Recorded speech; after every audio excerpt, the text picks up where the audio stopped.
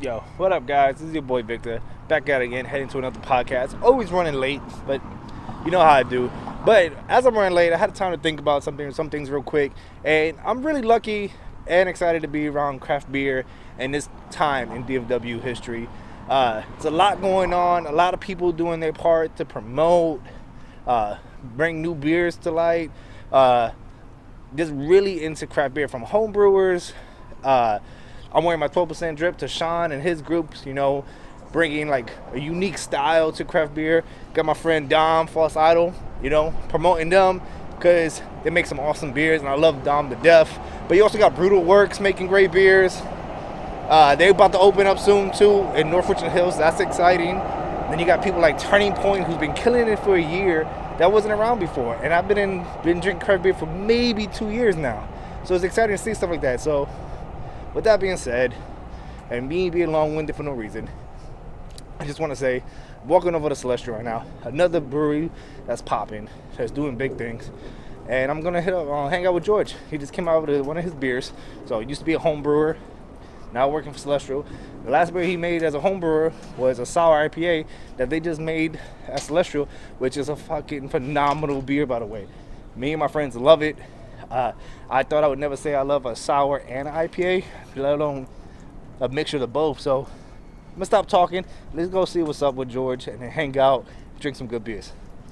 Peace.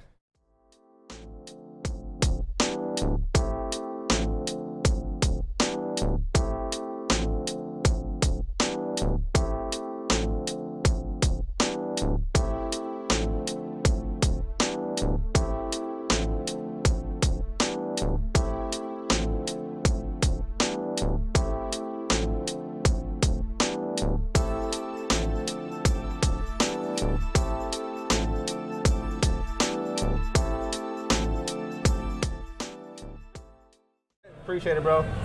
So, George, first and foremost, thanks for coming on the podcast. Oh, yeah, thanks for having me. I've been wanting you on for a while. Yeah. We talked months back to get you on the podcast. Right. And it just didn't work out. But now we're here now. Yeah, we're here now. So, first and foremost, I want to say the Pluto is delicious. It's been my go-to beer for the last few weeks. Thank you, yeah. So, how do you feel about that? People loving your beer? It's honestly like a dream come true, honestly. Like, before just like brewing in small batches, you know, you talk a lot of shit. Well, I talk a lot of shit. There's nothing wrong with that. You're from Riverside. Why don't people do this? Why don't people do that? Why don't people do this? You know what I mean? But now the shit talking's over. Now it's time to back it up. You know what I mean? So I feel you. Yeah, this is the first one out of my recipes, but from Celestial. But now that I'm here, though, it's a team effort. Like, everybody puts in a little bit of something, and we all make it work. So, you know, I'm happy. Is it cliche teamwork makes the dream work? But it's true. You know, yeah, everybody got to chip in. Exactly. You know? Yeah. And more ideas chip in, help the recipes and stuff like that. Everybody's got their own little special thing that they do, but yeah, at the end of it, everybody comes together and makes it happen. So, nice. Yeah. So with that being said, brewing from what is the biggest changes from brewing on a smaller scale to doing on these bigger barrels? And then, man, honestly, I didn't even, that was a good question to ask me like a while ago. I thought it was gonna be like ridiculously hard, like a lot different. But honestly, like I've been here just a little less than 2 months, and honestly, it feels like I've been here for years. And Celestial hasn't even been open for years. Honestly, no, people talk about Celestial like they've been open for years. Yeah, 7 months, 8 months. 7, 8 months. But yeah, I fell right into it. Like honestly, like Matt and Molly gave me an opportunity. I'm fucking running, sprinting, jumping with it. You know what I mean? That's awesome though. Yeah. So do you like brewing on a bigger scale? Yeah, it's cool. Like, and especially here, like the system we got here is just it's straight manual. Like it's like home brewing, just on a way bigger batch. Scale. Yeah. So yeah. Would you ever do like a automated brewing? Yeah, I think so. It's just a lot easier. Like working here and going like looking at the semi-auto systems, like I would think if I had enough money, anyways. Yeah, I mean everything's expensive. If I had to start with just a big ass kettle, that's what I would do. But yeah, if I had enough money, yeah, semi-automatic's the way to go. The way to go. Yeah. So that's interesting. No, but you do fit it right in. Honestly, we did a bottle share a few weeks ago here. Yeah. You were working a little bit that day too, or you getting ready to start working, but you fit right in with the whole crew. And then I came here a week before Pluto dropped, and I forgot why I was here, but we ended up chopping it up, and you fit right in. You everything's running smoothly, and then Blue Drop In has been a phenomenal beer. Yeah. Yeah, it's been cool, man. It's a lot of hard work, but honestly, I love doing it. Like, people say like, oh, if you like what you do, you ain't working. But no, it's hard work. It's hard work, but I love doing it. Something you want to do. Yeah, exactly. 1,000%. I don't mind doing it. I like people like you because honestly, people ask me, "Do Victor, you want to brew?" I'm like, "Fuck no." I've seen it. Yeah, it's a lot of work. I've seen the process. I appreciate people who make good beer. Yeah.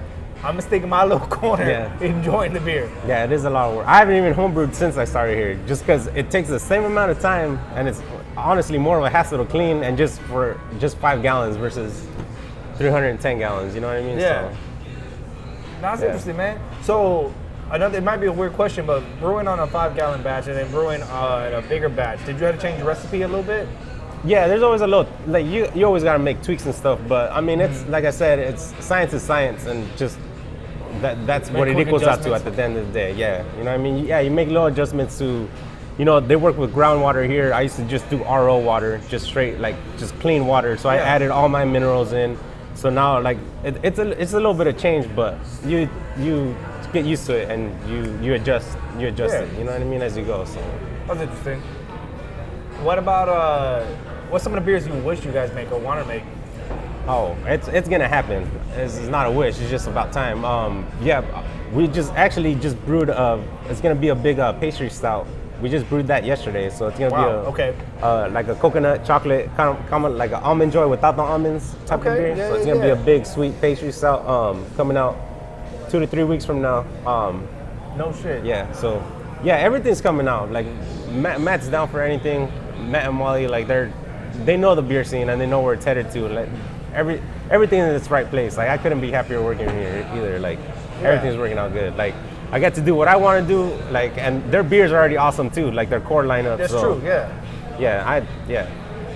I give it. Listen, Matt got a lot of love out there because for the first month or two they opened, I wouldn't come here because they had nothing but IPAs. But I'm telling you, a lot of people in the Dallas Beer Squad, Dom from Falsado, Sydney, everybody was like, "Yo, you got to check them out. You have to go check them out." And I came here, not disappointed. Same thing with Turning Point. I didn't check them out for a while either, but they got love on that side too, and people promote them. So Matt got love out here. It's kind of nuts how things worked out, especially for me because they're Celestial BeerWorks. I'm Stellar, or me and Mayra are Stellar Craftworks, right? It's like almost the same name. Me and Matt are the same age. We both drive the same truck. He drives the silver truck. I drive the white version. Your man's the same age? Yeah, it's weird. And it's him and Molly. Obviously, it's me and Mayra. Like it's like a mirror image, just like swapped. It's weird. Yeah. One's from Texas, one's from California. Yeah, exactly. So it's a match made in heaven, basically. Yeah, honestly, yeah. So it's been crazy, but it's been good. Nah, and you were killing it at Stellar Craftworks too. Like I said, I've never got a chance to try your beers. They were going so fast. I need to whip something up like in a small batch and let you get some. So. Yeah, some exclusive. Some exclusive, yeah. Well, it was a good thing. Like you said before, it was a good problem to have where you could barely keep it together because people wanted it, which showcased that we're making great beer, and people were super excited to try it. Yeah. But it's interesting that you say that. Like, basically, you guys have the same life. It's just that he just started the brewery before you did. Yeah, pretty much. He just opened up before you did, actually. So it's exactly almost the same thing, almost the same like story, pretty much. But yeah. What about recipes? You guys, when you guys collab on recipes, does it like just click together, or? Yeah, we just throw ideas around. We feed off each other and just come up with a good one.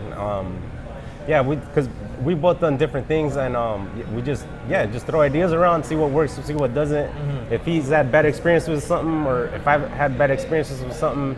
Rael too. Rael's like a really good brewer. Rael is the woman? Yeah, she's a female. She started pretty much the same week as me, like a couple days later. Well, I saw her back there, and I assumed she was a brewer. Yeah. I just didn't know her name, Rael.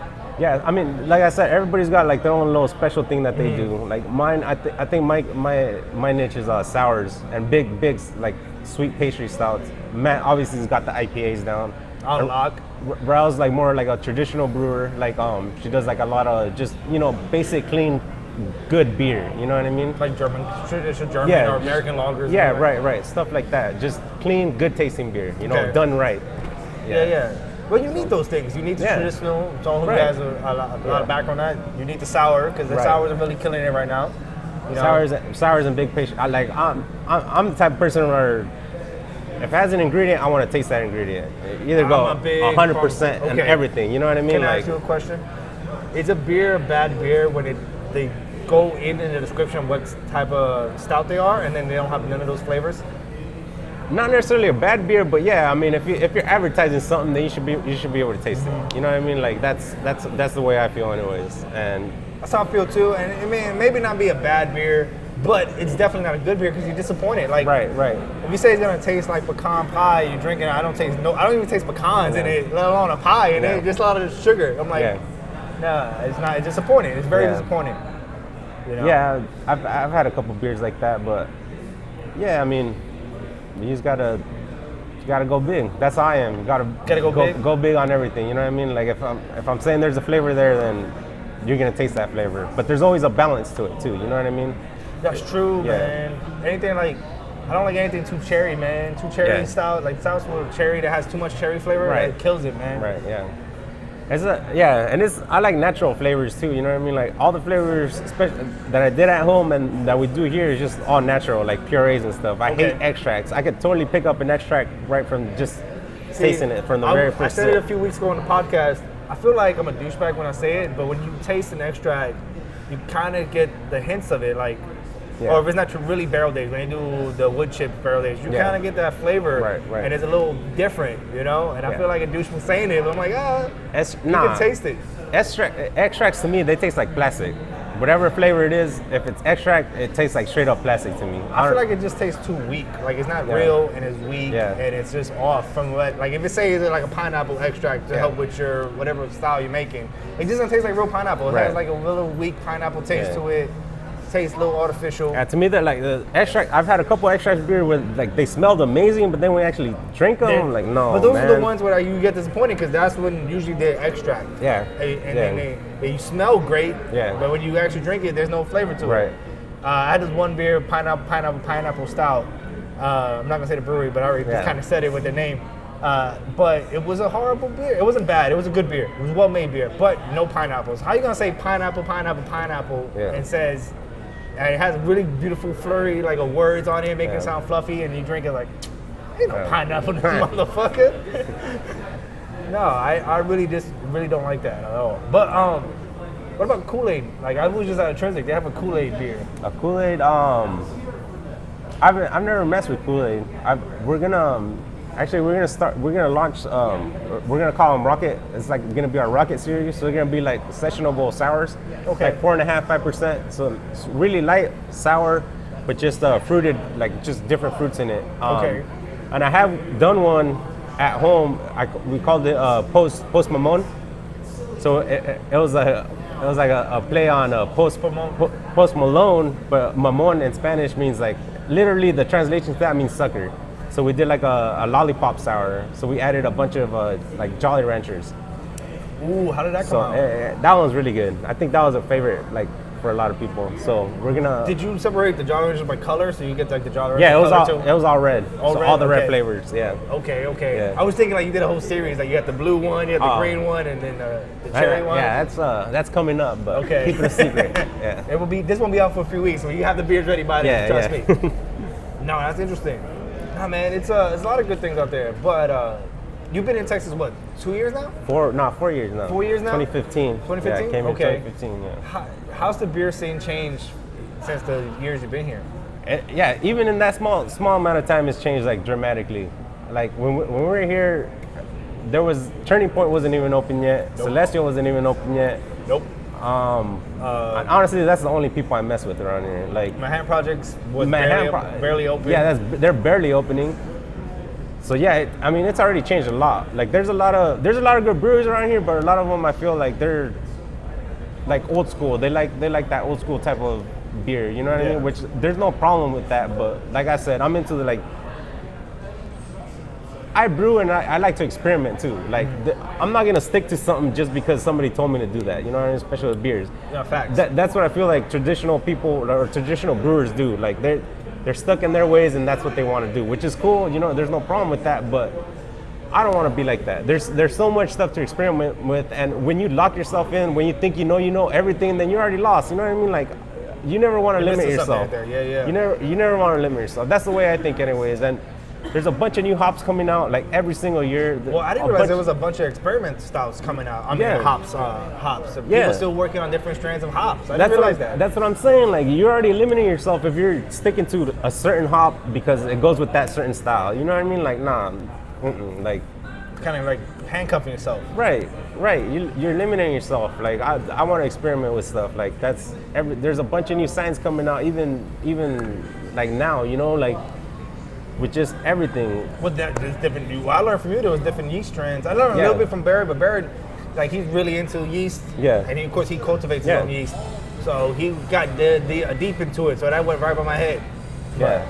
No, yeah. There's some crazy people out there. Like, homebrewers they'll blow your mind with stuff they do. You know what I mean? Because there's some really smart people that homebrew and they take their job and, you know, morph it with homebrewing, and they come up with some amazing stuff. There's actually I got a yeast strain in my fridge right now at home that I got from some guy from Norway.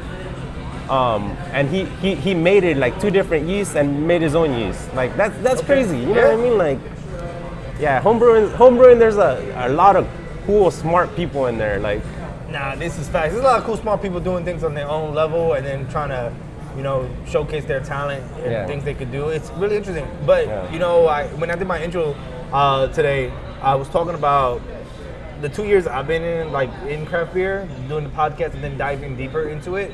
The 2 years I've been in it changed. The 2 years I've been in it changed tremendously. Yeah. Outside of it, you got people like the Dallas Brew Squad, DFW Brew Squad, Jerry, who promote it on a different aspect, different level. Yeah. Then you got a different level of homebrew competition. Jacob at Texas Ale Project, he does his homebrew competition to help homebrewers if they want to brew, if they win the competition, they want to brew, they can learn the system. They can learn bigger systems, they can learn the sales behind it and things like that, how to get their name out.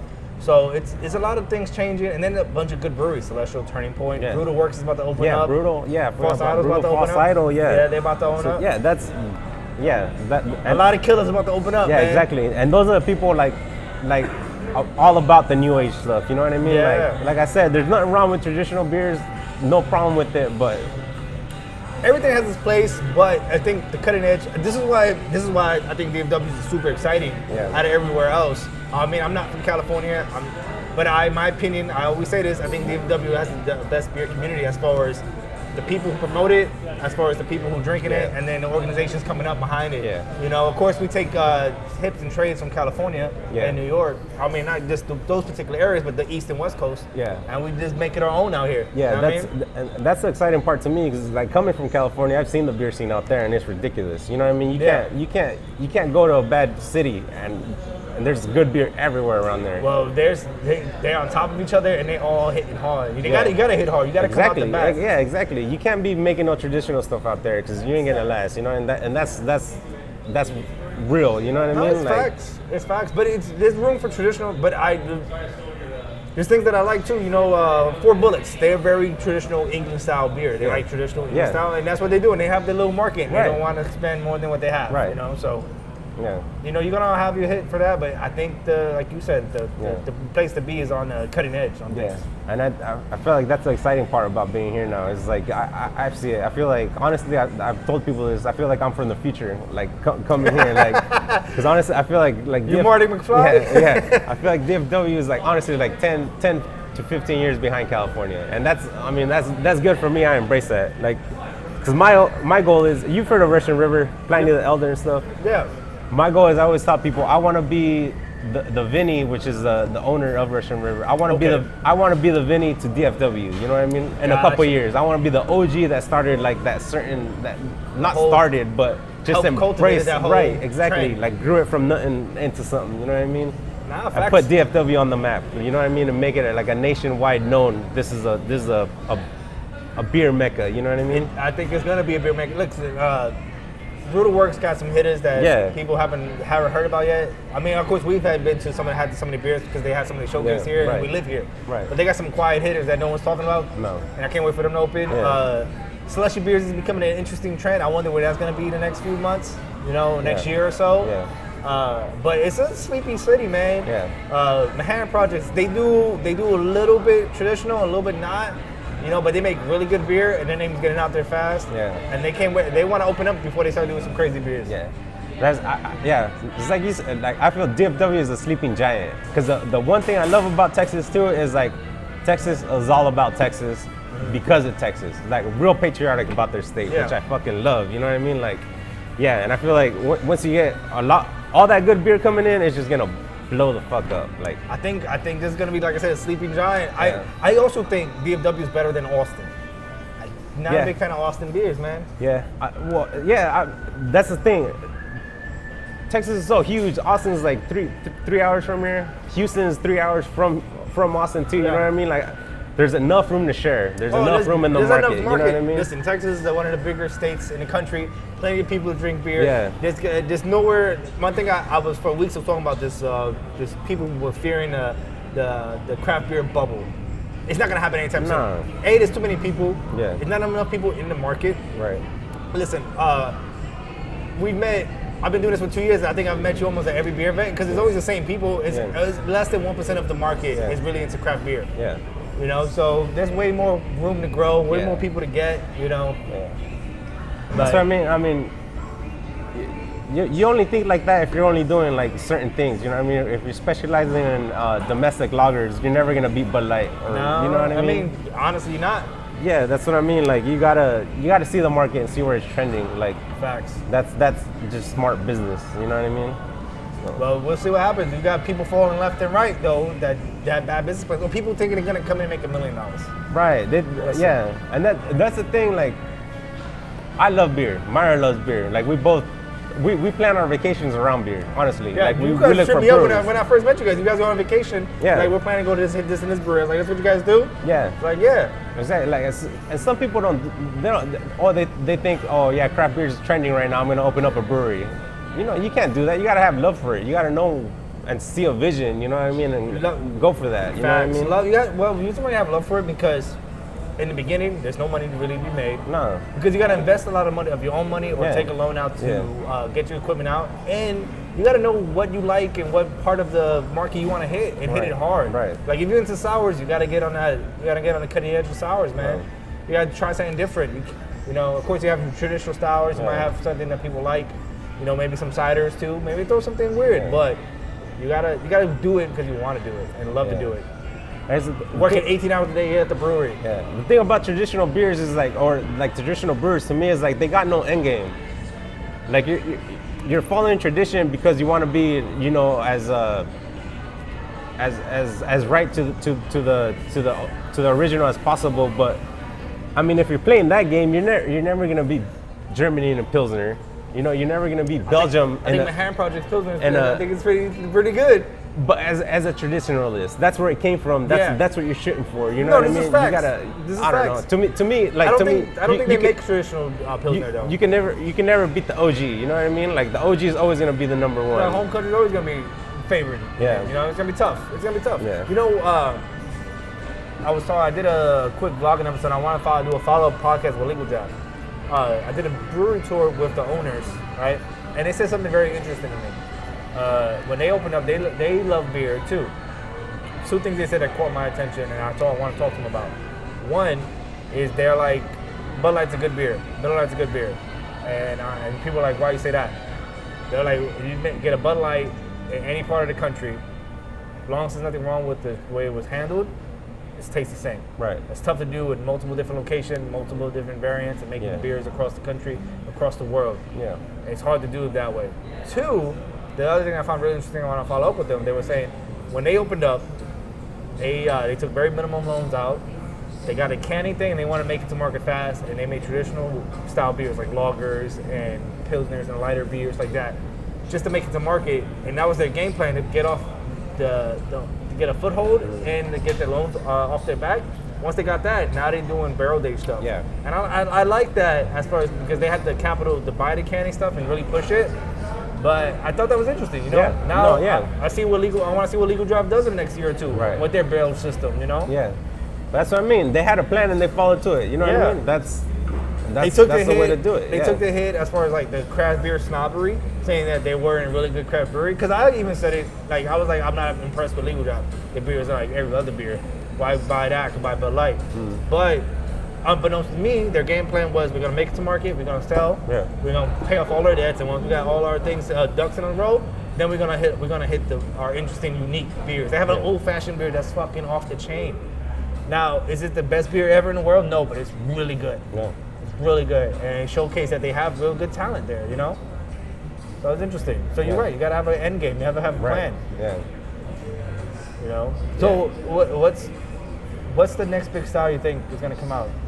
Next big style for me is sours. Sours? Yeah. I mean, a lot of people already know about sours, but I feel like sours are a little bit easier to get into than IPAs, and IPAs are killing. Like they're the number one seller in craft beer. IPAs, especially the New England style. Right, and those started blowing up because they're less bitter and those are a lot easier to get into. But I feel like sours, especially like I think sours could get wine people into craft beer. You know what I mean? Like they're that complex and they add a little bit more something to just like a beer. You know? You know what got me into it? Barry Tillman's sours got me into drinking sours. Yeah. It makes really unique, interesting styles of sour. Yeah.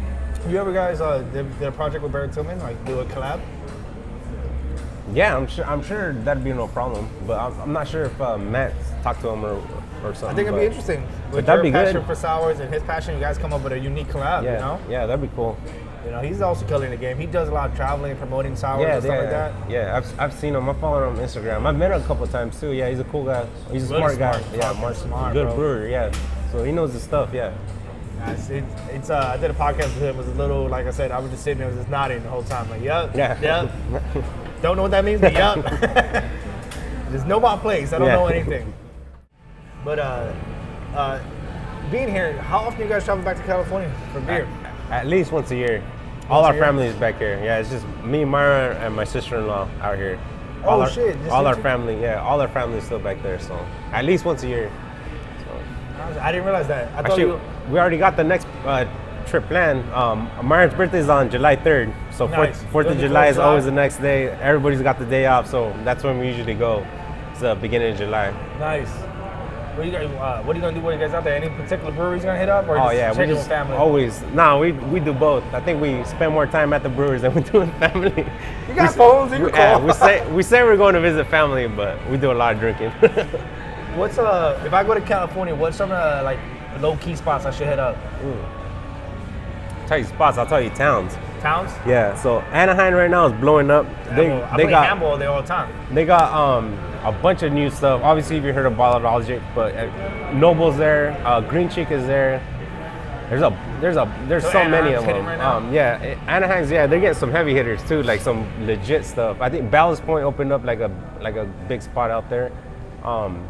There's another place called Temecula. It's for like 45 minutes from Riverside going south. So Temecula, it's kind of like it's a wine city and a beer city. So it's right off the freeway. If you hit a left, it's nothing but wineries. On the right hand side, you probably got like 10. Is that where they build they have all the hop farms? No. Is that more north? So. I think that's more north. Okay. But yeah, like by Sacramento. That's the hop farms, those are way up north. Okay. But yeah, Temecula, right off the freeway, you hit it left, it's nothing but wineries. On the right, I think you got like 10 different breweries within like a 5-mile radius. Damn.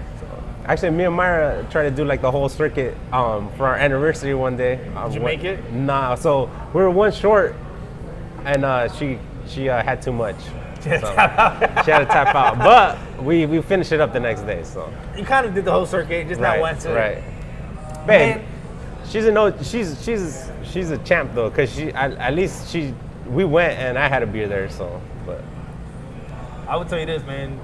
Any kind of like tours like that, it's tough, man. Yeah. Pub crawl kind of events like that, they're tough, man. Yeah, you don't know when it's too late until it's too late, you know? You're going to the next one, like, woo! Yeah. I was like, thank God I'm taking a lift. Yeah. Nah, man, it's tough, man.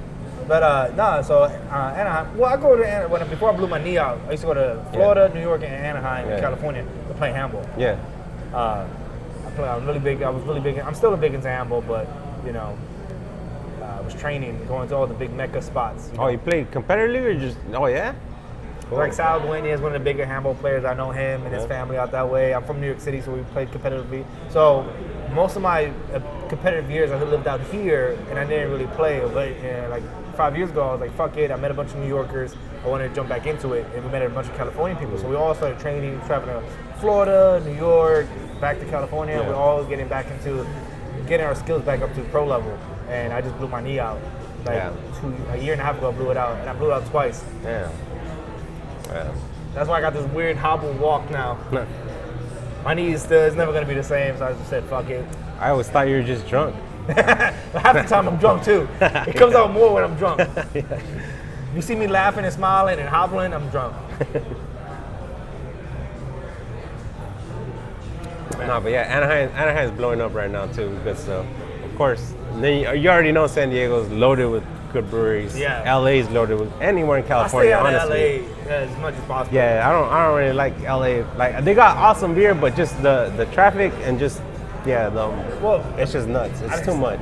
It's just a shitty city, man. Yeah. The people, some food's good out there. The people are great out there. I haven't had beers yet from there. Like I probably had from my bottle shop, but I haven't been there for beer yet. Right. I'm not a big fan of LA, man. Yeah. The people are great, man. Like going out eating food spots and going to like the neighborhood food spots. Oh man, it's always a lot of fun. Yeah. Nothing but love in LA, you know. Yeah. So I got no problems with that. But as far as the city itself, I'd stay away from it. Yeah, it's like a big tourist trap. It's already overpopulated as it is, but then you get a bunch of tourists in there, and it's too much. You know what I mean? Insane. But San Diego was my spot. I got family lived up there, you know, so I stayed. Yeah, I had nothing but good times in San Diego. I love San Diego. Like I wish I could retire there in the future. Like that's the goal. One of my 2 retirement spots. If I could ever afford it, they both still around, because both my retirement spots are places that won't be here in 1,000 years. So Hollywood Beach, Florida, it's between Fort Lauderdale and Miami. It's a little boardwalk city, and it has the best handball court in the world, in my opinion. And it's right there on the board beach. So you play handball, you go to the beach. You have a bunch of food restaurants. I love it. One of my favorite places. If I could afford it, I would like to retire there. Number 2 would be San Diego by the beach, which also can't afford, and we'll see what happens in 1,000 years if they're still around. But if I can ever afford it, that's my 2 retirement spots. Yeah. You know, I love San Diego. And they got great handball players too on Riverside, man. Yeah. Riverside was a little sleepy town for handball players. Yeah. Yeah, Riverside's cool. It's just that whole, in Riverside, it's called like Inland Empire. That's what that whole county is called. But yeah, I've been there. Actually, Mayra was born in Anaheim. She grew up in Anaheim, and I'm from Corona, Riverside area. Like I've pretty much been there my whole life too. So yeah, it's been cool too. Like our house we got out there. There's a brewery literally within a 5 minute walking distance. It's like even 5 miles is pretty close. Yeah, it's not close to California. So much traffic. We were literally walk there. Damn. So yeah, craft beer is blowing up everywhere. But that is true. There's certain states where like it's easier just to start. You know what I mean? Get in. So. What do you think is like California? You think is the best, one of the best states to start drinking craft beer? I think so. Yeah. Like I said, you could, whatever city you're in, you're gonna find something. Some good shit. Find something, yeah. But there's so many podcasts out there too. Yeah. I've been trying to as far as what I do, I like showcasing craft brewers. Like I do less beer review and more hanging out with people who make beer and who enjoy beer. But I try to listen to podcasts and try to see how we can all do better. Yeah. There's a shit ton of beer podcasts, like there's a shit ton of breweries out there. Yeah. No, I think you're in a good spot, dude, if you're trying to do that. Like, because you're hitting everything right from the get-go. You know what I mean? From the start. I feel lucky and I'm excited. You know what makes it exciting? People like you, people like Dom and the whole crew, Matt, you know, people who are really into beer, who want to make the best beer they can. Even some of the homebrewers that I'll go to the homebrew competitions and hang out there.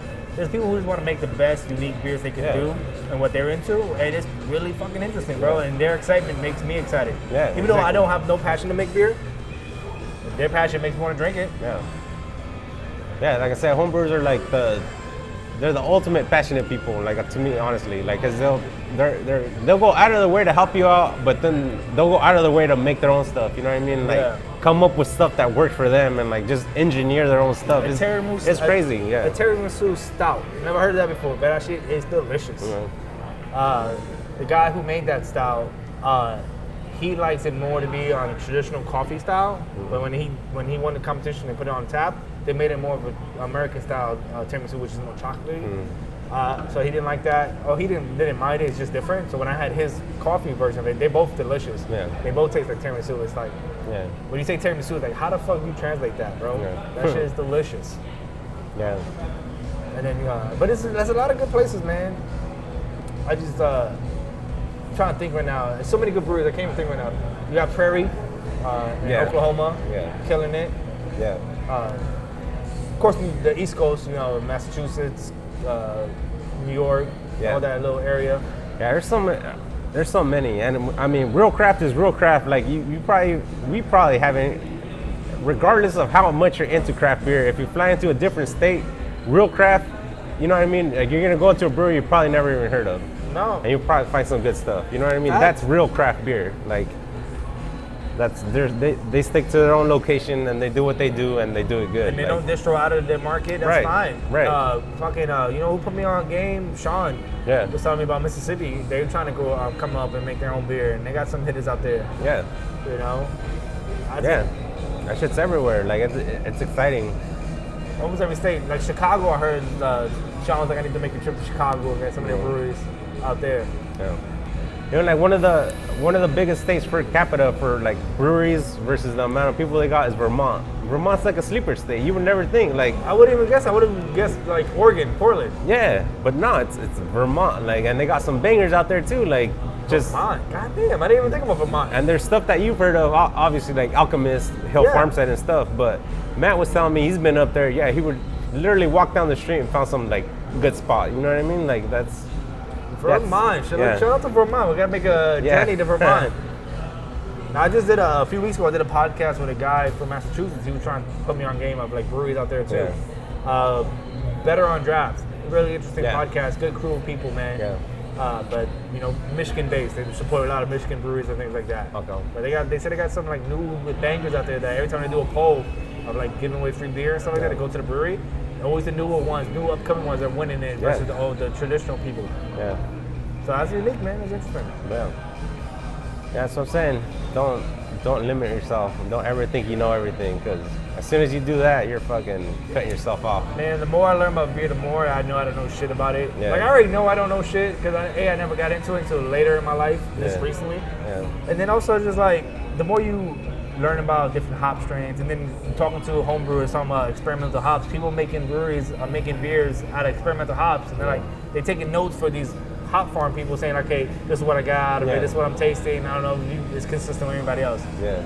It's kind of some crazy shit out there, bro. Yeah, it's cool, especially like coming from homebrewing. You can make it as simple or as complicated as you want it. You know what I mean? Because all beer is just sugar, water, and yeast. Yeah. The yeast eats the sugar, and then it makes the alcohol. You know what I mean? You could literally make beer with buckets, and it's beer. Or you could, like I said, you can make it as easier as complicated as you want it to be, because it gets insane. like beer's crazy because it's like water science and it's biology, because yeast is a living thing. You know what I mean? Like, and it's just it's crazy. It could get complicated. I remember when I was first getting into like water science, I would read the same article like a couple times, and every time I read it, I'd get more confused until finally one day it just clicked. And that's what it takes. Welcome to my job. That's what I do for a living. I read articles all the time for my job, and I know my job well, and I do it well. Like every time I read something new on the cutting edge, I'm like, that doesn't make no sense to me. I gotta read it 4 or 5 times. I gotta ask other people to read it. Like, read that, tell me what you think. Yeah. Because I'm a little confused. And then we all get it together collectively. That's what it means. All right, we got it. We're not dumb. I feel dumb all the time, man. There's some crazy people out there. It's crazy smart. Yeah. And that's one thing you don't think about, water science, like making beer, water science. Who thinks about that? A lot. That's overlooked like completely sometimes. It's just like that's the most important ingredient. That's like your main ingredient is water. It's water. You know what I mean? Like, but yeah, that's a huge part. That's what I'm saying. You can make it as simple or as hard as you want. You can make good beer and not pay attention to water, but you can't make great beer. No, facts. Great beer makes it from step one to step whatever. You know what I mean? You got to know what you're doing start to finish. I think that's an interesting point. I think you're right on an aspect of this. Like drinking the homebrew stuff, there's some really good homebrewers. There's some really great homebrewers. And then it's me sitting down with, I want to get on all of them podcasts, but just getting to meet them. It's people who make good beer, or just people who just want to make good beer, and they're having fucking around trying different shit. Then the ones who make really unique, great beers, and you talk to them, they're like, yo, they broke it down. They've tried it 20 different recipes, and they got this recipe down to a complete science. Like, this is what I have, this is what I need, blah blah blah blah blah. And I'm like, damn, that's a lot of work. Yeah, it's a lot of work, honestly. It's a lot of work. Like I said, like home brewing, it takes the same amount of time, same amount of effort, probably even more, like cleaning wise, than you do here. So yeah, you put in a lot for a little, but you do it because you love it. You know what I mean? And once you get that bug, home brewing is like a black hole, dude. It's like a never ending. There's always something else to buy, and there's always something else to learn. Like, it's just never ending. I thought about it. I thought about home brewing for 2 seconds in my life. Quick 2 seconds. I was like, I want to home brew. If I make beer I like, I have always at the house. I'm good, bro. That's the way. Why do I always go buy beer when I got good beer I made myself? You know? Then I saw the home brewing process. I said, fuck that. That's too much work, bro. Yeah. I thought it was gonna be like put it together, throw it in the corner, and good. Right. Yeah. Nah. And then I saw a bigger system. I was at a I didn't see Petticolas down the street from here, or not too far from here. I went to go see their process, and I was towards the end of their brew day, and I saw how much work they were doing, how drenched they were in sweat, because they do everything manually. Even though how much beer they make, they do everything manually. Right. And I'm like, nah, fuck that. Yeah. It's not for me. Yeah. I was like, you know what? I'll buy my beer. I respect you. I'll buy the beer. You know? So in a big system, everything's CIP. You obviously can't carry this, you know what I mean, and take it and clean it out. Like, CIP is just clean in place. So it's got the spray ball, everything's done like in place, you know what I mean? So in home brewing, you gotta pick your shit up, and clear everything out, rinse it out, and wipe it down and do all that, you know what I mean? So that's what I'm saying. It's even more time consuming in home brewing. But takes a little bit more time, but you gotta do what you gotta do. People love it, and I like people like you who love it, you know, because they make great beers. Shout out to Jacob Lagoya, who's doing a homebrew competition on the Texas Ale Project, who's doing like getting people exposed to like the cell process if you win the brew, you know, or just giving them another event for people at homebrew. Because another thing that I see creeping up more, homebrew competitions coming up more and more and more. And talking about homebrewers, my boy Smidox. Oh shit! Shout out to He's killing it. He's killing the homebrew competitions. That Celestial Bean. Paul from Illicit 2. Killing the homebrew. Jacob from Strange Brews, you know, he's doing his own thing. Yeah. But Smitty's definitely killing it, bro. Man. Oh, talk about Smitty. There's a podcast he was just on, Grapes and Grain.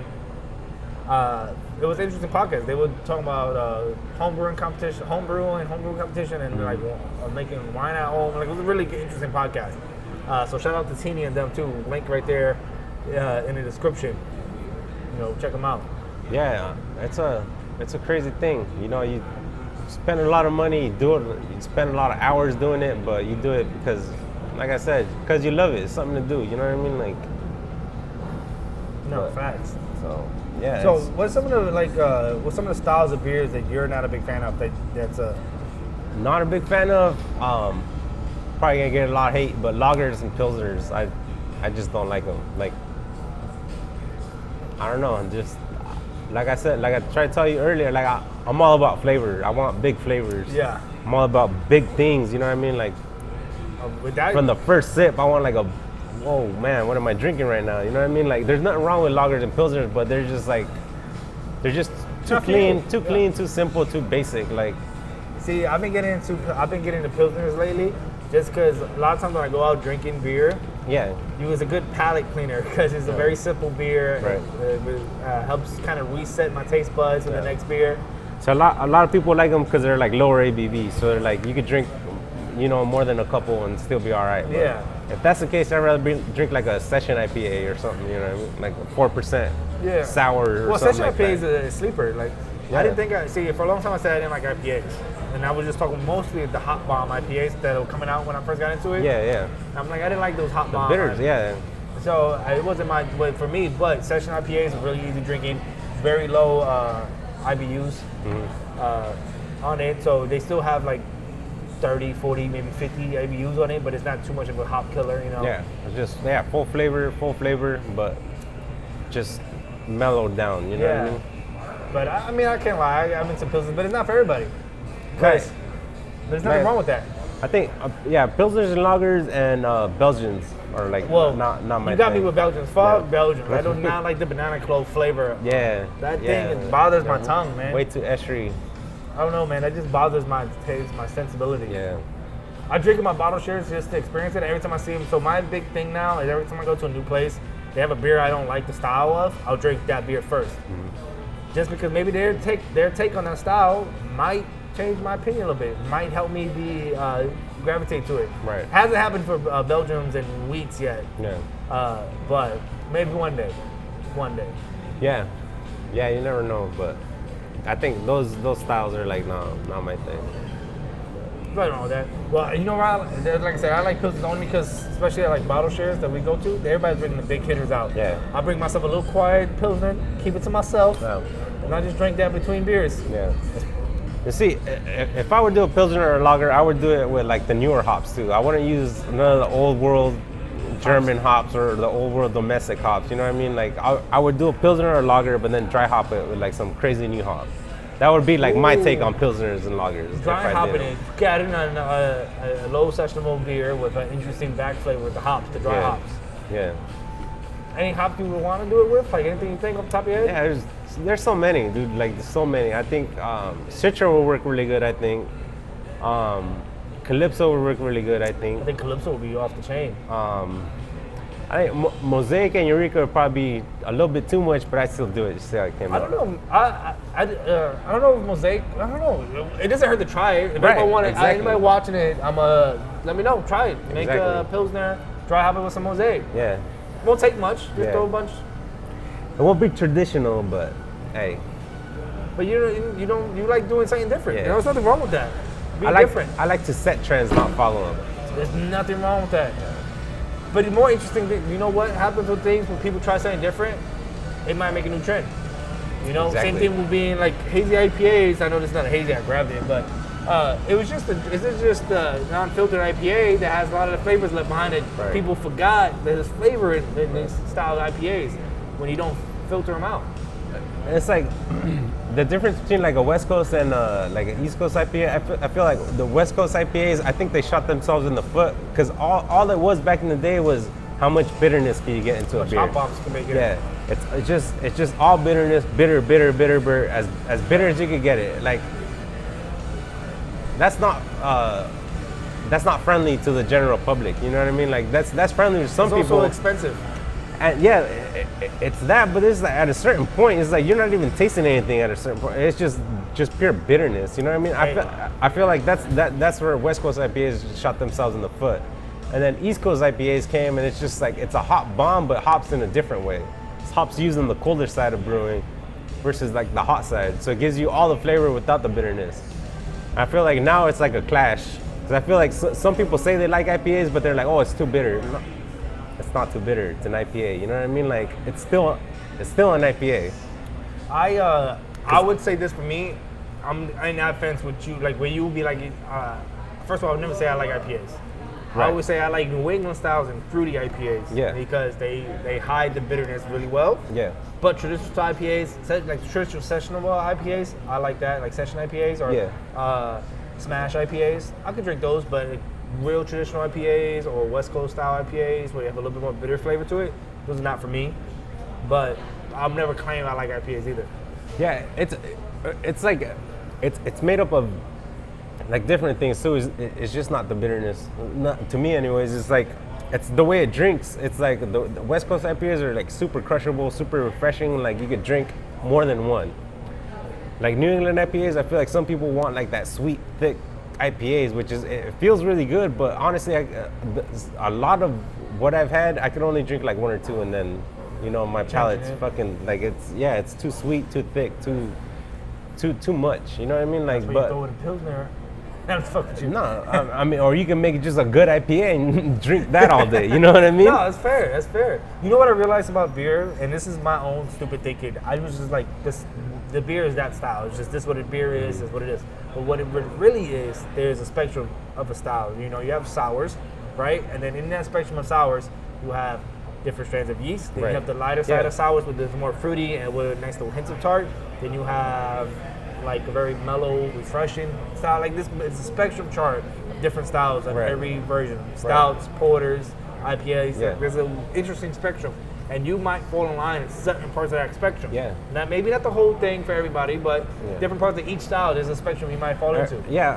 I mean, I'm seeing that now working here is like, one of the beers we made, it's like, it's an IPA, it's super crushable. We made it so it's supposed to be super crushable for summer.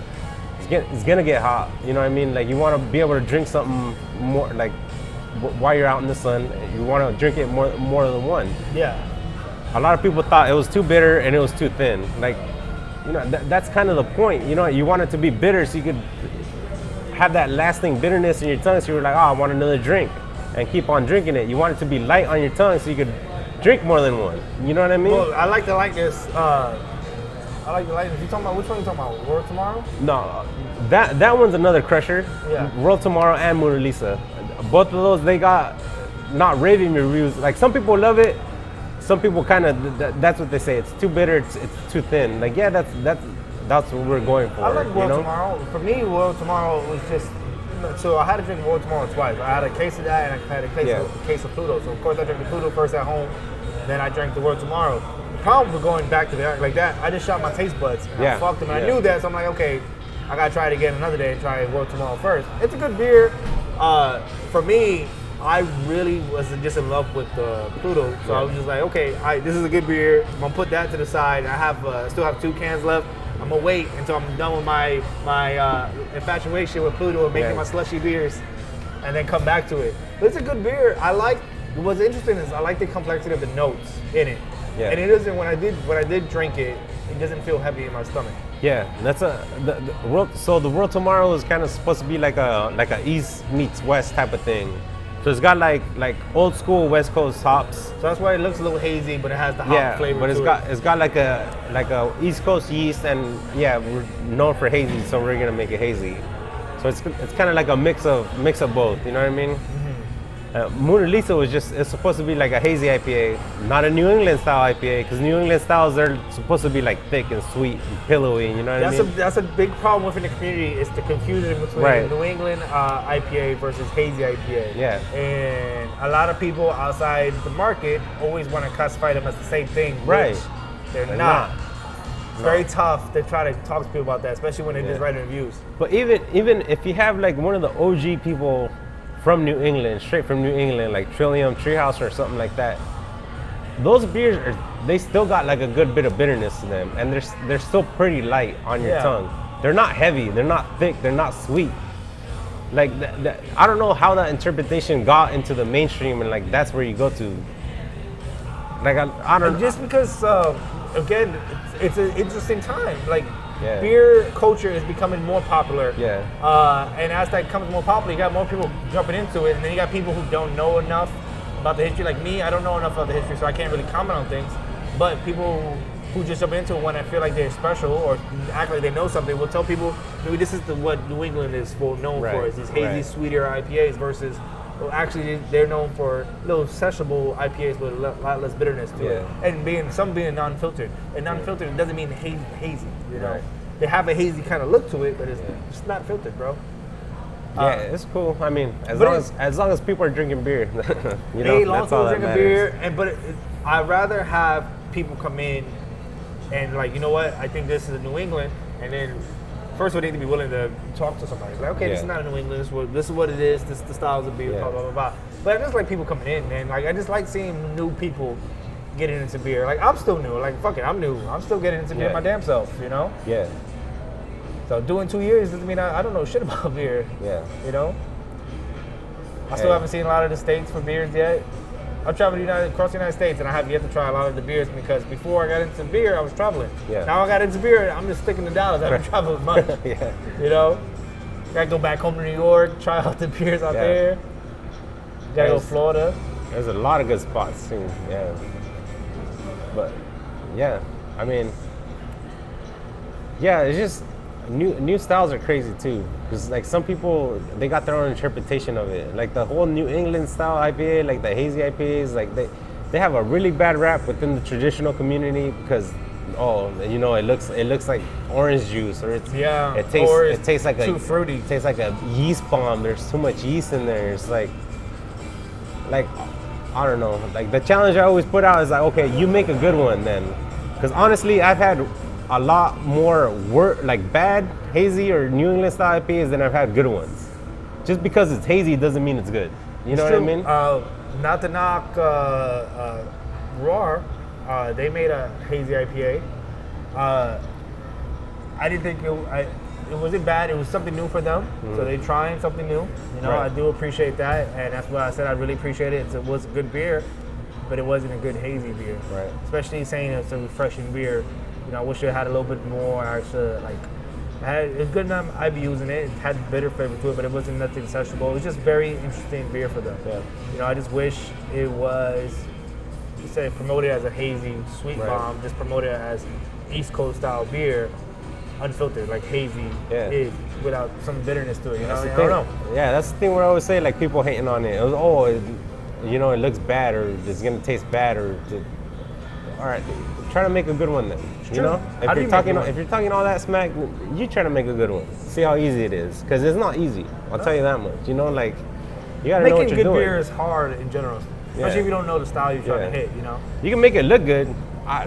My last beer that I made for home brewing, that shit looked amazing. It had the perfect color, but it tasted like shit. So it happens too, man. You know what I mean? Like, I didn't put that out because I was like, no, it's fucking horrible. You know, it looks amazing, but it's not what you. First of all, it tastes like crap. So you can't put out bad tasting beer. But you know what? What I'm interested to do is wonder how that raw beer did for them. I wonder if it was good enough for them that they want to try it again. I hope it was. I hope they made enough profit from it that they'd be interested to try again. Because the more people do it, the more they put a spin on it. Right. I'll be interested, and I was the first for their community, because Raw built their own culture and they have their own thing. You know. Yeah. So I wonder how they do it. Petty Colas is gonna bring back a hazy IPA. They did their own. Yeah. You know. So I'm interested on these older people, not older. And I'm saying older like they've been around for 20 years. They've only been around for like 4, 5, 6 years, you know? That's what I'm saying, yeah. That's the whole DFW area. You're talking about OGs. OGs are like 6 years old. You know what I mean? They've been around for 7 years. They're the OGs who kept here. No, they're still new, but it'd be interesting because these people who were some of the first are trying to delve into the newer side of it, and I'm interested. I hope it does well, so I hope it sells well for them, so they continue to try new stuff and get out of their comfort. Because the more people get out of their comfort, the better. Yeah.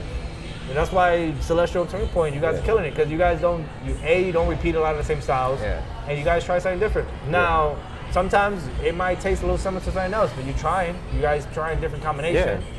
You know? Yeah, like I said, it's a learning experience. You never, that's gonna be throughout your whole career, or throughout my whole career anyways. Like I'm always trying to learn, trying to always do new stuff. You know what I mean? Like, and like I said, like, at the end of the day, I'm trying to set trends, not fucking follow trends. Like that's where my mind's at. You know what I mean? And that's a great mindset to have. And that's, I obviously I take inspiration from stuff that's already happened, you know, but I just take inspiration from that and try to create my own thing. You know what I mean? I never try to mimic or like do something exactly like what I tasted. I'll drink something and be like, man, this is really good, this is amazing. Maybe I could add this or change this up a little bit. You know what I mean? Like, that's what you want to do. You never want to limit yourself in learning, and you want to take inspiration, not fucking want to copy people. Well, you're just being a true artist. You know, there's people who do repeat the same styles just because they know they're hitters. And those people will get exposed in the long run, and they either follow the wayside or change their game plan up. But what I think brewery and making combinations are a different kind of an art form. You know, this is a cooking art form too, you know? So, like any art, like we have art all over the building, you see artist style, you're like, oh, I like the way they do these colors, I'm gonna put my own twist on it. And all you're doing is you're liking it and you're twisting it to what you wanna make it as. You know, and that's what you're doing with your trying to be on the edge. There's nothing wrong with that, but sometimes it might taste like something else similar to you made before. Yeah.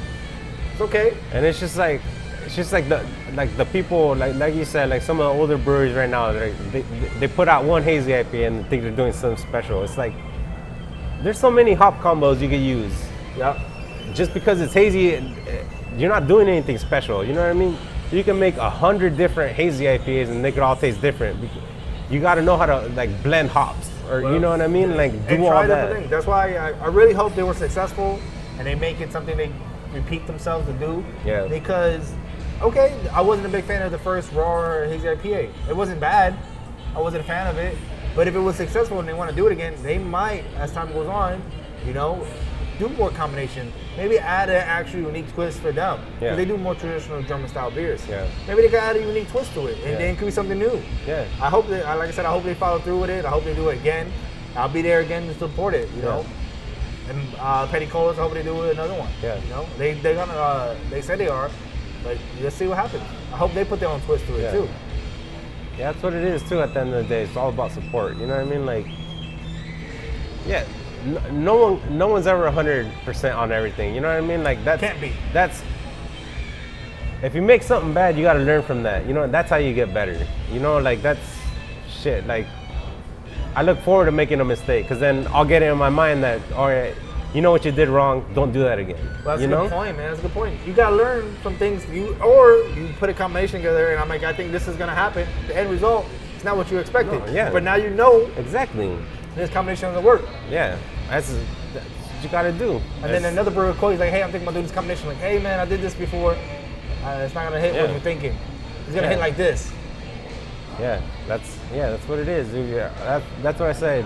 That's the way my mind works. Is you're always thinking, you're always improving. Like you never think you know everything, or you never think you're 100 or the best at anything. Because once you do that, you're already setting the ceiling for yourself. You know what I mean? And someone else is gonna come behind you, like always, and you're gonna be left behind. Shoot right through you, yeah. And that's what's happening now, like Celestial, you guys. Yeah. I know you're newer, and but even if you just did your own thing, like if you just stayed selling craft work and open your own place, you will shoot by a lot of people because you're staying on the edge of something you enjoy. Yeah. Like you said, like you'll be more on the edge of sours, but like this sour IPA you made, it's something you could keep on the tap and make it interesting. Yeah. Now, I wish it was like this next batch, if you ever make it again, I wish it was a little more hoppier.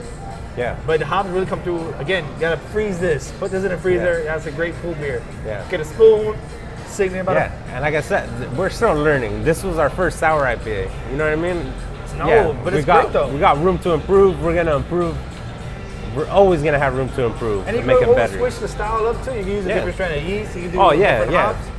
That's already in the works. That's different fruit and different hop combinations.